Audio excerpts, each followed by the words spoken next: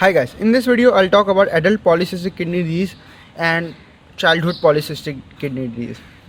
In this video I'll be talking about the pathology and covering most important points that are important for your exams.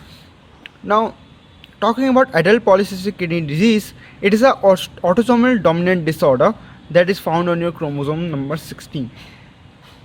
Now, in adult, the gene is dominant, and you can remember by AD of the adult that it is autosomal dominant gene, whereas in childhood polycystic kidney disease the gene is autosomal recessive. Now, there are a lot of things different and similar between your adult polycystic kidney disease and childhood polycystic kidney disease. First of all, I'll talk about the common things and then I'll move on to the different things. Now, talking about the common things with childhood polycystic kidney disease, that it is universally bilateral, kidneys are enlarged and multicystic, and cysts are present in both cortex and medulla. These are the common points between your adult PKD and childhood PKD. Now, what are the different things between your adult and childhood PKD? That the lining of the epithelium of the cyst is variable in your adult, whereas in childhood polycystic kidney disease it is your cuboidal. The renal failure starts at around age 40 to 60 years old. Now important thing you have to remember from the pathology aspect is that the cause of death, association and genetic mutations. So first of all, I have a mnemonic that will help you remember both the cause of the death and the association. So the cause of the death of adult polycystic kidney disease is rice, and you can remember by the mnemonic is that rice increases adults BPM, beats per minute. So rice stands for your RICE.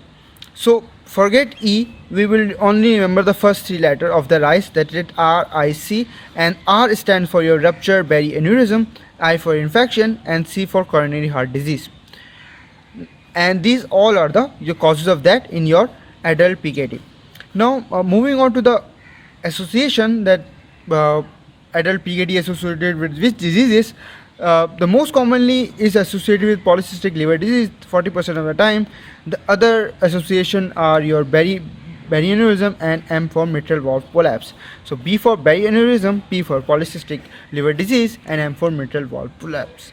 The P in the middle has the highest association found, that is your 40% of the times.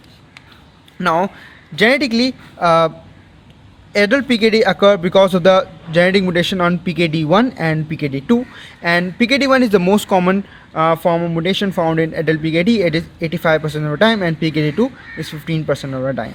Now, PKD1 forms your polycystin 1 and PKD2 form your polycystin 2. Now, moving on to the childhood polycystic kidney disease, that is your autosomal recessive. As I told you, an adult is autosomal dominant, the first letters of your adult, AD. Now, the thing that are common with your adult PKD, that it is multicystic, enlarged, and the cysts are present in your both cortex and medulla.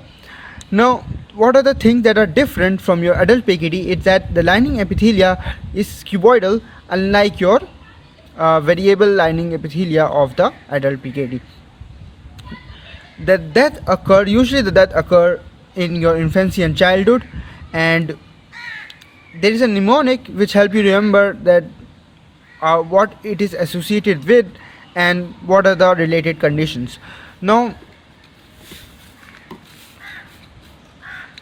the children will have Porter facies.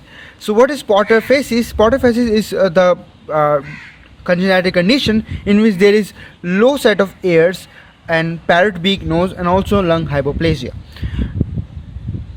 The mnemonic is your Porter has single parent. Porter, that the condition in which the newborn will be born in, and has single parent. You can remember that H of the has consists of your hepatic fibrosis, congenital hepatic fibrosis, and single stand for your splenomegaly, and also P stand for your portal hypertension. Now, the genetical causes of this disease is the mutation in your PKSD1 that codes for your fibrocyst. So that is the summary and your mnemonics of your the pathology of your adult PKD and childhood PKD.